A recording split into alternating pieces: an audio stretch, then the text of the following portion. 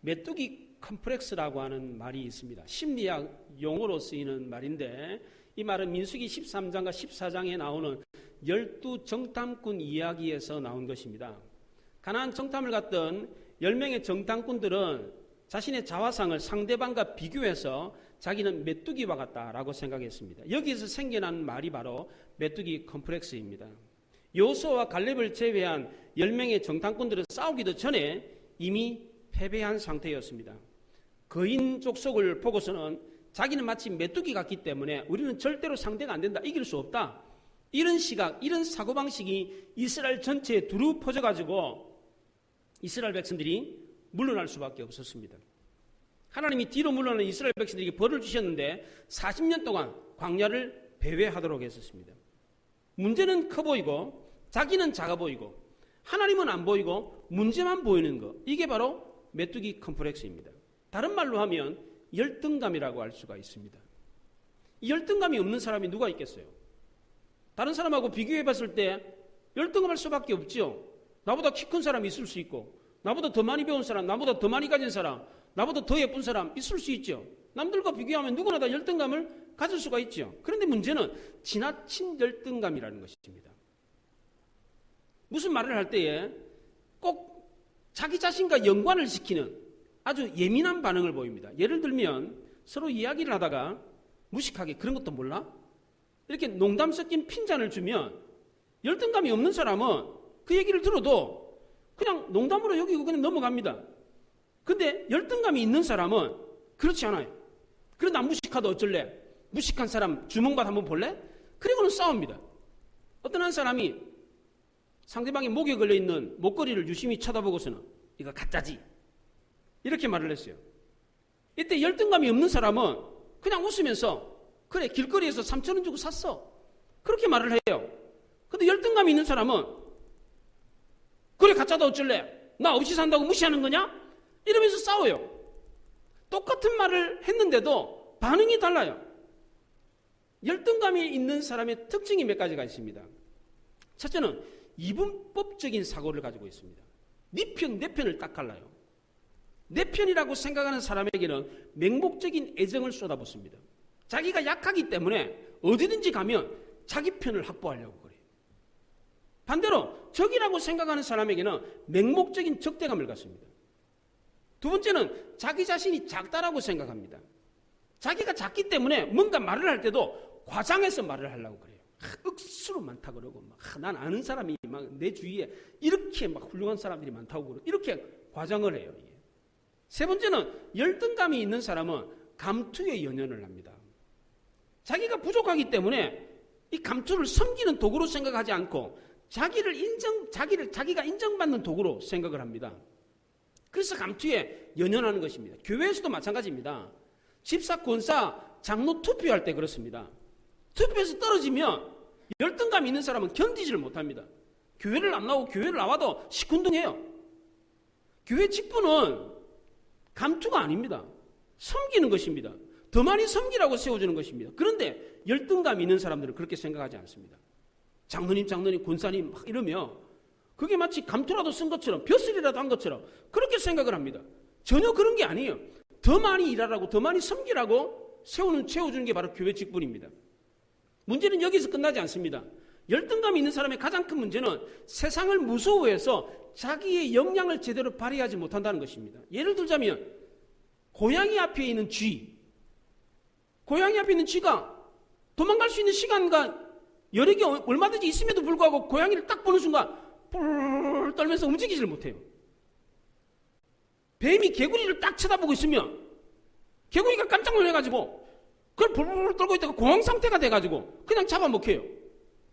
이스라엘도 역시 마찬가지였습니다. 거대한 가나안 족속들 앞에서 그냥 딱 보고는 두려움에 사로잡혔습니다. 축복의 땅을 눈앞에 두고 있음에도 불구하고 벌벌 떨고서 아이고 안 되겠다, 야 애굽으로 돌아가자. 이게 바로 출애굽 1세대였습니다. 그런데 출애굽 2세대들은 달랐습니다. 38년의 세월이 지나는 동안에 2세대는 전혀 다른 모습으로 변해 있었습니다. 오히려 세상이 두려워하는 존재가 되어 있었습니다. 38년이 지난 뒤에 출애굽한 2세대들은 사기가 하늘에 충천해가지고 다시 38년 만에 가데스 바네아에 왔습니다. 지금 출애굽 2세대들은 1세대와는 완전히 판이하게 달랐습니다. 광야 38년의 쓰라린 경험을 통해서 새롭게 거듭났습니다. 그들 앞에 펼쳐진 가나안은 햇살이 창인하게 빛나고 있었습니다. 아름다운 기대와 소망이 넘치는 약속의 땅이었습니다. 이렇게 충만해 있는 이스라엘 백성들에게 하나님이 내리신 첫 번째 명령은 에돔과 모압과 암몬을 공격하지 말고 우회로 돌아가라는 것이었습니다. 이제는 이스라엘 백성들이 뒤로 물러나지 않고 싸울 준비가 되어 있었습니다. 과거 38년 전에 싸우라 그래도 무서워서 싸우지 않고 도망갔지만 지금 이 세대들은 싸울 준비가 딱 되어 있어요. 그런데도 하나님의 명령은 싸우지 마라. 돌아가라. 이 명령을 듣고 가나안 남쪽에 에돔 땅의 세일산을 돌아서 동쪽으로 사해 남쪽으로 해서 북진을 하기 시작했습니다. 모압 땅에 갔는데 하나님이 또 들어가지 마라. 우회하라. 싸우지 말고 이 모압 땅 너희들에게 준 땅이 아니다. 돌아가라. 다시 올라갔어요. 올라갔더니 암몬 땅이에요. 야, 이 땅도 싸우지 말고 돌아가라. 또 돌아가라 그랬습니다. 하나님이 이스라엘 백성들에게 에돔과 모압과 암몬 땅을 주지 않았던 이유는 야곱의 형이었던 에서에게 그리고 아브라함의 조카였던 롯에게 그 땅을 주기로 약속을 하셨기 때문입니다. 하나님은 이랬다 저랬다 하시는 분이 아닙니다. 약속하신 것을 반드시 지키시는 분입니다. 그 가나안 땅을 한번 생각해 보죠. 제일 위에 갈릴리 호수가 있죠. 그리고 그 밑에 요단강이 흐르잖아요. 요단강 밑에 사해가 있어요. 근데 요단강과 사해로 이렇게 동서로 흐르는 강이 있어요. 그 네 개의 강이, 네 개가 각각 두 개씩, 사해로 흐르는 강 두 개, 요단강으로 흘러 들어오는 강이 지류가 두 개씩 있어요. 그래서 총 네 개의 강이 흐르는데 그 네 개의 강에 따라서 이 지형이 형성이 됩니다. 사해 바로 밑에 세렛강이 흘러요. 세렛강이 흘리고, 그리고 사해 위쪽에 아르논강이 흘러요. 그리고 바로 위에 요단강에 여러분들 잘 아는 야복강이 이렇게 흘러서 들어와요. 그리고 제일 위에 도루묵 말고 야르묵이라고 하는 강이 이렇게 흘러요. 그래서 네 개의 강이 이렇게 흐른다고요. 그래서 제일 밑에 있는 세렛강 밑에가 에돔 땅입니다. 에서의 후예들이 살고 있는 에돔 땅입니다. 그리고 그 세렛강 위 아르몬강 사이에 거기가 모압 땅입니다. 그리고 약복강 밑에까지 거기가 암몬 땅이에요. 그리고 약복강 위에는 헤스본, 그리고 그 도루묵, 그 야르묵강 위에가 바산이. 그렇게 이렇게 이 지대가 이렇게 형성이 되어 있어요. 여기에서 모세가 에서의 후예였던 에돔 족속, 그리고 롯의 후예였던 모압과 암몬 땅을 주지 않았다라고 성경이 기록하지 않고 아주 특이하게 성경을 기록했어요.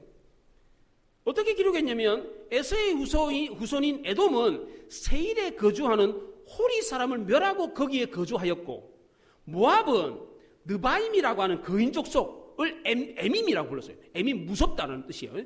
거인 족속들을 에밈이라고 부르면서 그 사람들을 물리치고 그 땅에 거주했고, 암몬은 그 르바임을 삼순밈이라고, 사악한 사람이다, 그 거인을 사악한 사람이라고 불렀던 그 사람들을 몰아내고 그 땅을 차지했다.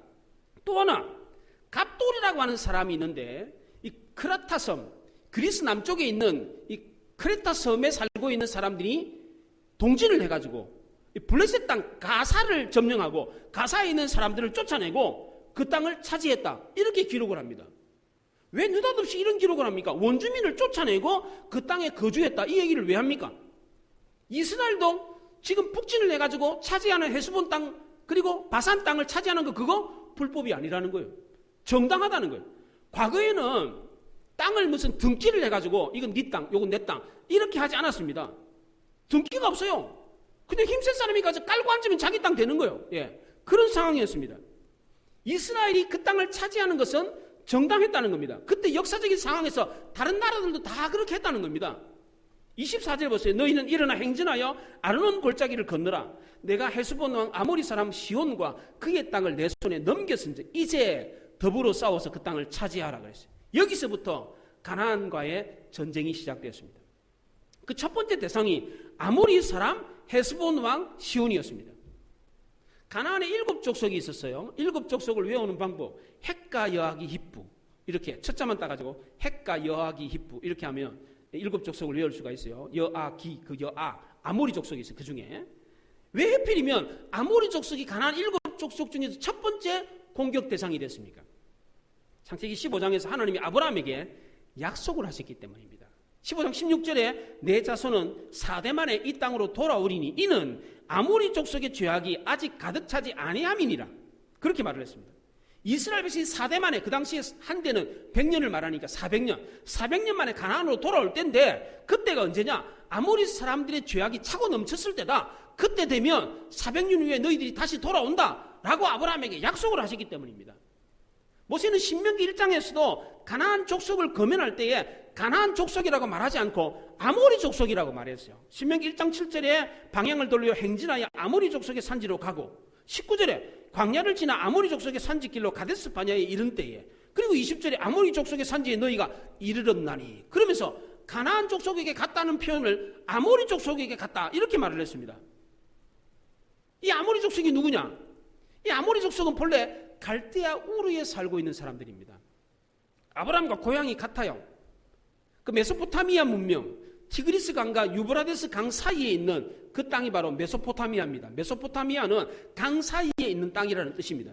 거기에 그 수메르 문명이, 그 수메르어를 쓰는 그 고대 문명이 있었습니다. 그게 고대 문명, 메소포타미아 문명이라고 그러는데, 거기에 살고 있는 사람들이 BC 1400년에 히타이트 문명에 공격을 받았어요. 히타이트는 성경에 나온 헷 족속입니다. 지금의 터키 지역의 사람들이 세계 최초의 철기 문명을 구사했던 사람들, 철칼을 세계 최초로 갖고 있던 사람들이 그 이쪽으로 이렇게 내려와가지고, 이렇게 동쪽으로 내려와가지고 메소포타미아 문명을 공격했습니다.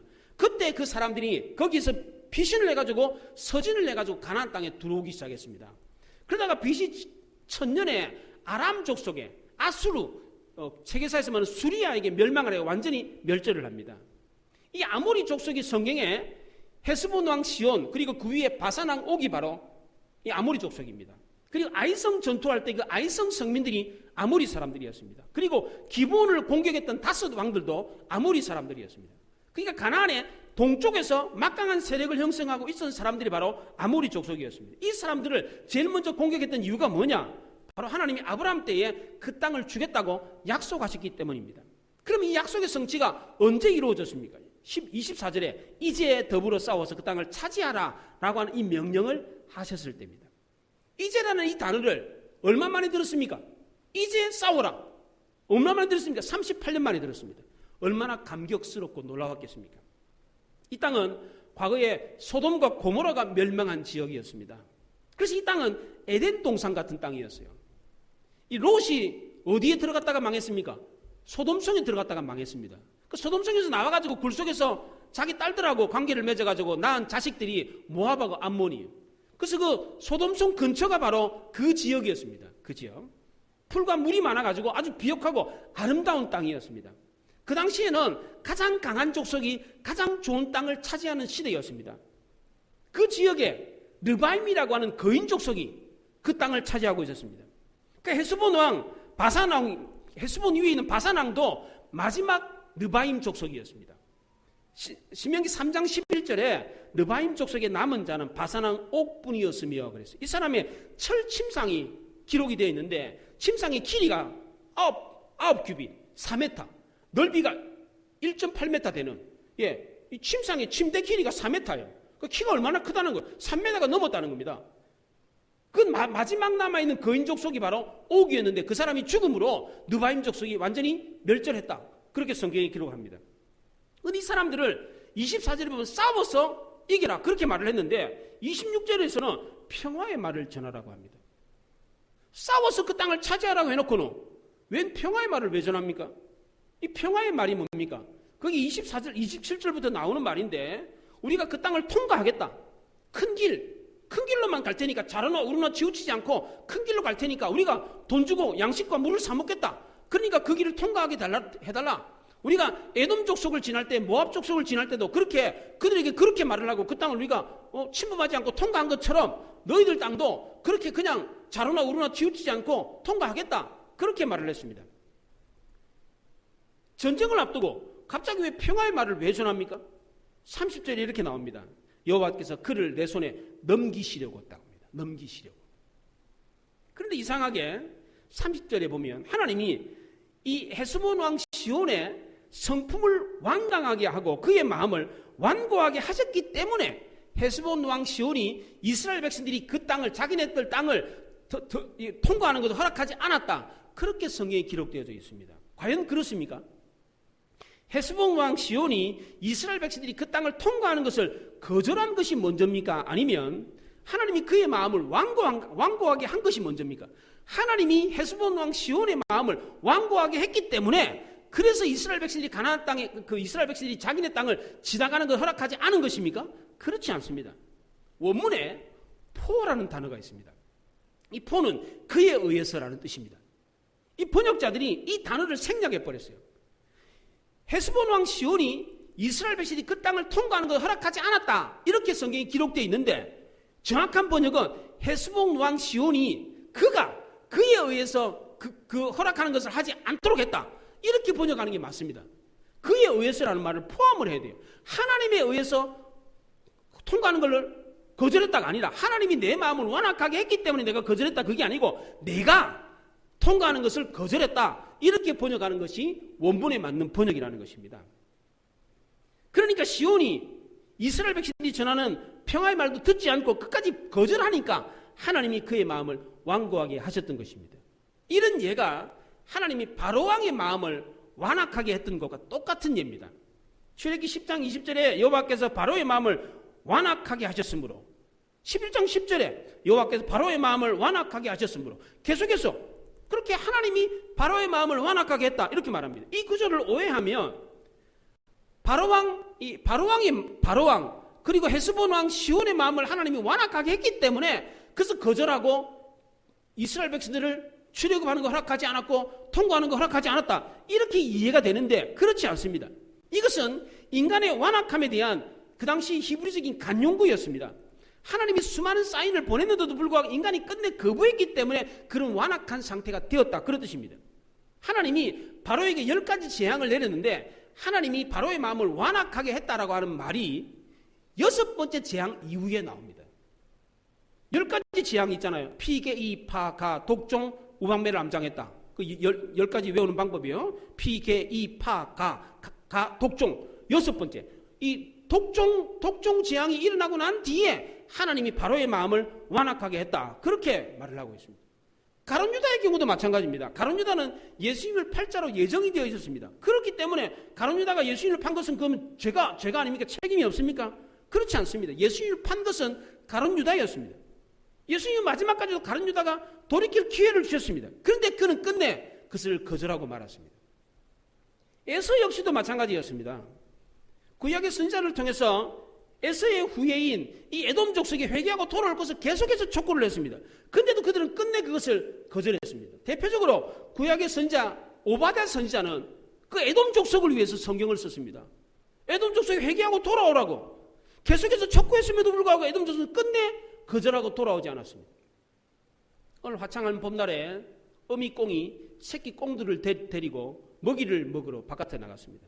먹이를 주워 먹이면서 어미꽁이 새끼 꽁들에게 아주 단단히 주의를 줬습니다. 얘들아, 입으로는 먹이를 먹고 눈으로는 먹이를 찾고 발로는 먹이를 더듬더라도 귀만은 열어놔라. 엄마가 말할 때 그 엄마의 말을 들어야 되니까 여우가 언제 나타나서 우리를 해칠지 모르니까 내가 큰 소리로 외치며 빨리 내게로 돌아와야 된다. 이런 주의를 줬는데 그 중에 한 마리가 어미꽁의 말을 듣지 않고 멀리까지 나가가지고 어미의 말을 듣지 못하고 결국 여우에게 잡혀 먹혔습니다. 어린이 동화에 나오는 이야기예요. 근데 이런 예가 우리 가정에도 많다는 겁니다. 부모들이 자식들에게 아주 중요한 이야기, 이거는 이렇게 해야 된다. 늘 잔소리를 해요. 아주 중요한 이야기는 계속해서 잔소리를 한다고. 근데 자녀들은 어떡합니까? 그런 얘기를 대수롭지 않게 여깁니다. 그거 어떻게 해요 그러면? 어떡하겠어, 뭐 자기 인생인데 뭐. 그리고 자포자기 하다시피 포기하다시피 해요. 아무리 말을 해도 말을 안 들으니까. 하나님도 성경에 보면 내어버려 둔 사람이 있습니다. 어떤 되기를 좋아하는 데오드로베 같은 사람, 사탄에게 내어준 바 된 후메네오 알렉산더 같은 사람, 하나님이 내어버렸어요. 왜 그렇습니까? 참 안타까운 일이죠. 아무리 말을 해도 안 돌아오니까 어쩌겠어요. 말을 해도 안 통하는데. 이런 경우가 있었다는 겁니다.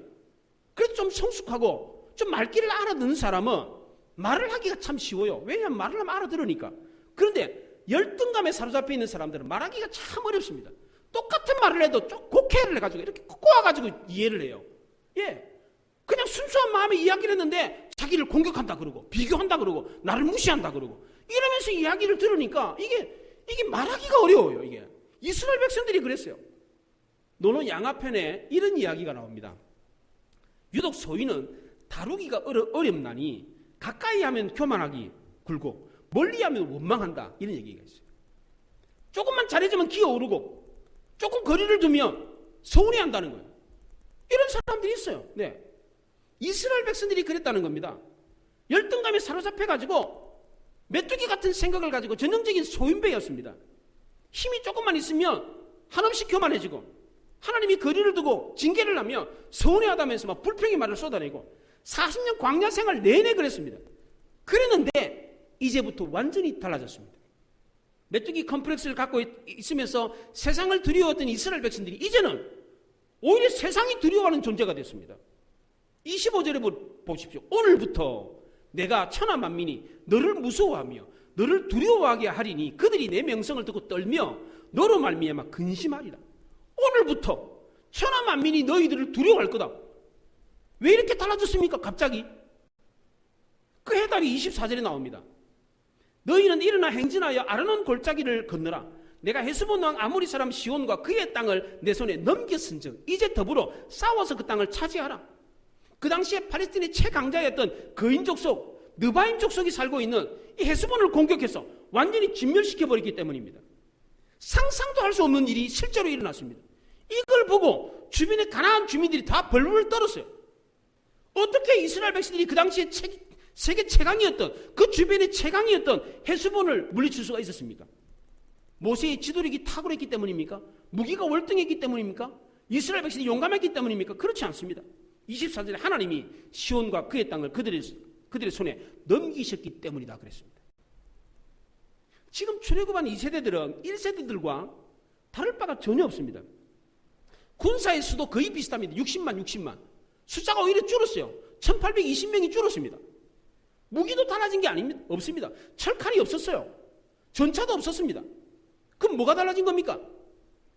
출애굽한 1세대들은 38년 전에 싸우라고 했을 때 싸우지 않았고 출애굽 2세대들은 38년 지난 뒤에 싸우라 그러니까 싸웠다는 거. 이거밖에 달라진 게 없어요. 똑같은 환경과 똑같은 처지였습니다. 엄밀히 따져보면 오히려 출애굽 2세대들이 더 불리합니다. 군사의 수도 1820명이 줄었습니다. 38년 전에 남쪽 가데스 바냐에서 북쪽으로 전진하면서 싸울 때는 기습 작전을 펼 수가 있었습니다. 비교적 약한 상대에서 전쟁을 시작할 수가 있었습니다. 그런데 지금 동쪽에서 헤스본과 싸우는 전쟁은 기습 작전을 할 수가 없어요. 선전포고를 했잖아요. 그리고 게다가 그 당시에 팔레스틴의 가장 최강자였던 헤스본을 상대로 전쟁을 해야만 했습니다. 가나안의 모든 족속이 다 거인이 아닙니다. 키가 작은 족속들도 많았습니다. 그런데 지금 이스라엘 백성들은 아낙 자손 같은 느바인 거인 족속을 상대로 전쟁을 하는 겁니다. 21절에 그럽니다. 그 백성은 아낙 자손과 같이 강하고 많고 키가 컸다고 합니다. 그 당시에 가나안의 최강자 헤스본과 먼저 전쟁을 시작했습니다. 그리고 그 전쟁을 이기고 그 여세를 몰아가지고 그 북쪽에 있는 바산 왕국도 물리쳤습니다. 이 소식을 들은 가나안 모든 족속들이 마음이 물처럼 녹아버렸습니다. 어떻게 그 강한 헤스본과 바산이 힘 한번 써보지 못하고 무너지는가? 그걸 보고서는 가나안의 모든 족속들이 다 성문을 굳게 닫고 벌벌벌 떨었습니다. 객관적인 전략으로 봤을 때는 열세입니다. 그럼에도 불구하고 순종했을 때 어떤 결과가 나타났습니까? 34절에 보면 그때 우리가 그의 모든 성읍을 점령하고 그의 각 성읍을 그 남녀와 유아와 함께 하나도 남기지 아니하고 진멸하였고 36절에 우리 하나님 여호와께서 그 모든 땅을 우리에게 넘겨주심으로 아르논 골짜기 가장자리에 있는 아로엘과 골짜기 가운데 있는 성읍으로부터 길르앗까지 우리가 모든 성읍을 점령하지 못한 것이 하나도 없었으나 그랬어요. 모든 성읍, 모든 땅을 하나도 남기지 않고 다 점령을 했습니다. 딱 하나 달랐던 것이 순종입니다. 1세대와 2세대가 달랐던 게 순종, 요거 하나 딱 달랐습니다. 그런데 메뚜기 같은 이스라엘을 최강의 이스라엘로 바꾸어 놓았습니다. 뭐가? 순종이. 광야 40년 생활 동안에 이스라엘 백성들이 하나님 말씀에 순종하느냐의 여부에 따라서 모든 일의 결과가 달라졌습니다. 이스라엘 백성들은 과거 광야 생활을 통해서 순종하면 복을 받고 불순종하면 심판을 받는다는 이 진리를 깨달았습니다. 이게 신명기의 주제입니다. 뼈대예요, 이게.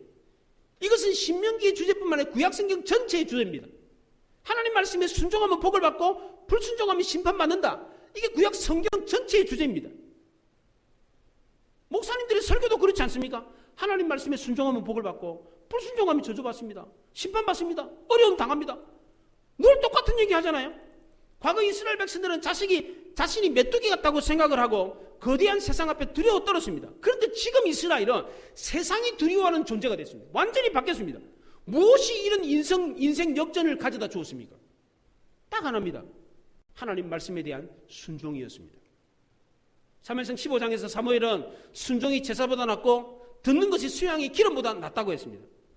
하나님은 지금도 예배를 통해서 기도를 통해서 말씀을 통해서 계속해서 우리에게 이 말씀을 하고 계십니다. 그런데 우리는 고집스럽게 내가 옳아, 내가 이렇게 생각하고 내가 이렇게 사는 게 옳은 거야. 그래서 계속해서 불순종합니다. 불순종은 고생의 길입니다. 베드로전서 2장 8절에 부딪히는 돌과 걸려 넘어지게 하는 바위가 되었다 하였느니라. 그들이 말씀을 순종하지 아니함으로 넘어지나니. 부딪히는 돌, 넘어지게 하는 바위에 걸려 넘어지는 이유가 무엇입니까? 불순종하기 때문이랍니다. 이스라엘 백성들이 순종하지 않았기 때문에 광야 40년 동안 빙글빙글 돌았던 것입니다. 그리고 다시 가데스 바냐에 돌아왔습니다. 그리고 이 사실을 깨달았어요. 야, 우리가 다시 38년 만에 이 자리에 왔구나. 38년 전에 우리 조상들은 불순종했기 때문에 그렇게 오랫동안 혹독한 훈련을 받았구나.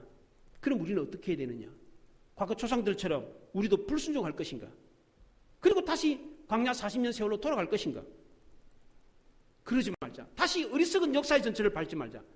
이제는 하나님이 어떤 명령을 하더라도 우리는 순종하자. 이렇게 결심을 했어요. 이런 마음을 가지고 순종했더니 어떤 결과가 벌어졌습니까? 그 강성한 헤스본과 바산을 물리치고 그 땅을 차지했다는 겁니다. 주변의 많은 나라 사람들이 그 땅을 차지하려고 침을 흘렸어요. 너무너무 좋은 땅이니까. 근데 그 땅을 차지할 수가 없었어요. 왜? 느바임이라고 하는 거인 족속이 그 땅을 차지하고 있었기 때문입니다. 차지하고 싶어도 차지할 수가 없었어요. 그런데 이스라엘은 순종 하나 딱 했는데 그 엄청난 땅을 차지했다는 것입니다.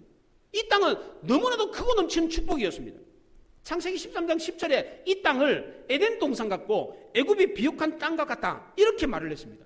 에덴 동산 같은 땅이었습니다. 그 땅이 얼마나 좋았던지 그 땅을 분배받았던 루벤과 갓과 므낫세 반쪽 지파가 그 땅을 분배받고 난 뒤에 여호수아한테 우리는 저 가나안 땅에 안 들어갈랍니다.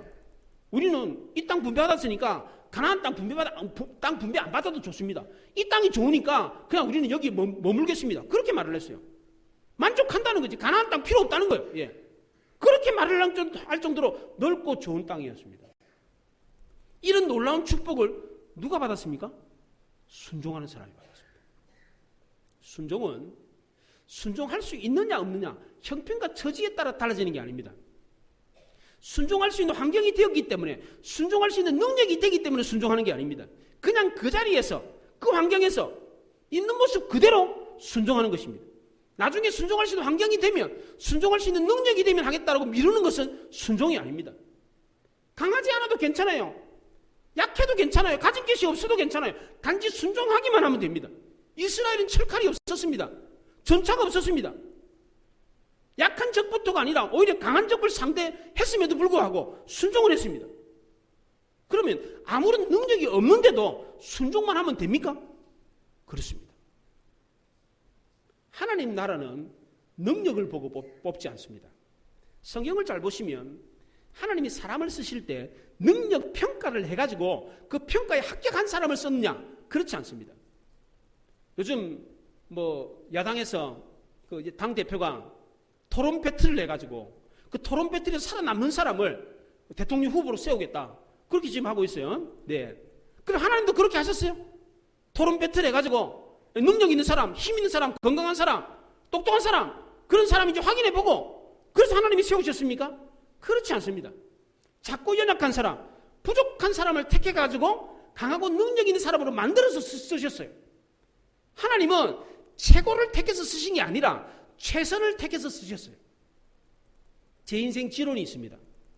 할 수 있는 만큼 주어진 일에 최선을 다한다. 이게 제 인생 지론입니다. 부족하면 부족한 대로 내가 할 수 있는 힘을 최선을 다하면 되는 거예요. 이게. 여러분들도 마찬가지요. 교회 집사, 권사, 장로가 되는 거, 뭐 능력이 돼야 하지요. 저 능력도 없습니다. 믿음도 없습니다. 그게 아니에요. 그냥 주어진 환경에서 주어진 만큼 최선을 다하면 돼요. 그게 하나님의 원리예요. 사도 바울도 고린도전서 1장에서 이렇게 말했어요. 형제들아, 너희를 부르심을 보라.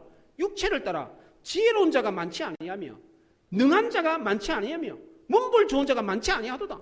너희들 교회 한번 봐라. 지혜로운 사람이 몇이나 되냐? 돈 많은 사람, 능력 있는 사람 몇이나 되냐? 우리 별로 없다 그런 사람. 그러나 하나님께서 세상에 미련한 것을 택하사 지혜 있는 자를 부끄럽게 하려 하시고 세상에 약한 것들을 택하사 강한 자들을 부끄럽게 하려 하시며 하나님께서 세상에 천한 것들과 멸시받는 것들과 없는 것들을 택하사 있는 것들을 폐하려 하시나니 그랬어요. 이게 바로 약한 자를 통해서 강한 자를 부끄럽게 하시는 하나님이 일하시는 방법이에요. 저도 그렇습니다. 저를 보십시오. 저는 최고의 목회자가 아닙니다. 외모를 보나 건강을 보나 어디를 봐도 저는 최고가 아닙니다. 그러나 저는 최선을 다하려고 노력합니다. 여러분도 마찬가지입니다. 최고가 아니라도 괜찮아요. 그냥 주어진 환경에서 최선을 다하면 돼요. 지금 이스라엘이 그래요. 지금 최고가 아니었습니다. 하나님은 우리가 순종하기만 하면 우리가 어떤 처지에 있든지 그 능력이 있든 없든 관계없이 약속하신 것을 반드시 이루십니다. 그 증거가 나옵니다. 11절에 한번 보십시오. 11절에 그들을 아낙 족속과 같이 느바임이라 불렀으나 모압 사람은 그들을 에밈이라 불렀으며 하나님이 모압에게 그 땅을 줄 때 그 땅에 느바임이라고 하는 거인 족속이 살고 있었는데 그 느바임을 에밈이라고 불렀어요. 모압 사람들은 에밈, 무서운 사람이다 이렇게 불렀어요. 그런데 그 느바임 사람들을 몰아내고 그 땅을 차지했습니다. 21절을 보십시오. 그 백성은 아낙 족속과 같이 강하고 많고 키가 컸으나 여호와께서 암몬 족속 앞에서 그들을 멸하셨으므로 암몬 족속이 대신하여 그 땅에 거주하였으니 그랬어요. 하나님이 아브라함의 조카 롯에게 땅을 기업으로 주겠다라고 약속을 했습니다. 이게 500년 전이에요. 약 500년 전에. 근데 500년이 지난 뒤에 보니까 하나님이 모압하고 암몬한테 그 땅을 주려고 하니까 그 땅에 느바임이라고 하는 거인 족속이 살고 있어요. 그래서 야 모압 암몬 너희들 이 땅에 지금 내가 이 땅 주려고 약속했는데 야 이 땅에 보니까 거인들이 살고 있네. 야 딴 땅 주면 안 되겠냐? 딴 거 주면 안 되겠냐? 그러셨어요? 야 도저히 안 될 것 같은데 너희들이 이거 거인들이 살고 있는데 어떻게 그 땅을 차지할 수 있겠어? 야 내가 더 좋은 땅 줄 테니까 더 넓은 땅 줄 테니까 딴 걸로 바꾸자. 그랬습니까 하나님이? 그렇지 않습니다. 모압과 암몬은 하나님이 택하신 족속이 아닙니다. 그럼에도 불구하고 하나님이 약속을 지켰어요? 안 지켰어요? 지켰습니다.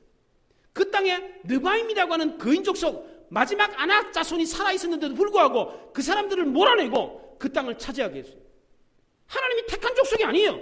그런데도 불구하고 하나님이 약속을 지켰어요. 그렇다면 이스라엘은 어때요? 하나님이 약속을 지키신다는 거 안 지킨다는 거예요. 택하신 족속이니까 지킨다는 거예요. 우리도 마찬가지예요. 우리도 어떤 경우라도 어떤 처지에 있다고 할지라도 우리가 순종하기만 하면 하나님께서 우리에게 약속하신 그 약속을 지키신다는 겁니다. 자녀들도 마찬가지예요. 자녀들도 좀 IQ가 좀 부족해도 좀 외모가 좀 출중하지 못해도 건강이 좀 약해도 괜찮아요. 부모 말에 순종하면요. 순종하기만 하면 복을 받아요. 뭐든지 할 수가 있어요. 이게 중요하다는 겁니다. 그 사람이 뭐 대단한 능력을 가져야만이 그 땅을 차지할 수 있고 하나님의 복을 받을 수 있는 게 아니라는 거예요. 아무리 연약하고 부족하다고 할지라도 순종하기만 하면 열등감을 극복할 수 있고 약함도 이길 수 있다는 것입니다. 이 약함을 통해서 오히려 하나님의 강하심이 더 크게 드러나는 것입니다. 이스라엘이 순종하는 순간 인생 역전을 경험했던 것처럼 우리도 순종하는 순간 얼마든지 인생 역전을 경험할 수 있습니다. 연약한 메뚜기 같다고 할지라도 최선을 다하여 순종하면 얼마든지 우리는 최고가 될 수 있습니다. 최선이 최고를 만드는 것입니다. 우리 모두 강하신 하나님께 순종함으로 열등감과 약함을 극복할 수 있기를 바랍니다. 그리하여 순종을 통해서 주시는 인생 역전, 순종을 통해서 주시는 열등감과 약함을 극복하고 순종하는 자에게 약속했던 하나님의 놀라운 축복을 받아들이는 여러분들이 되시기 바랍니다. 기도하십시다.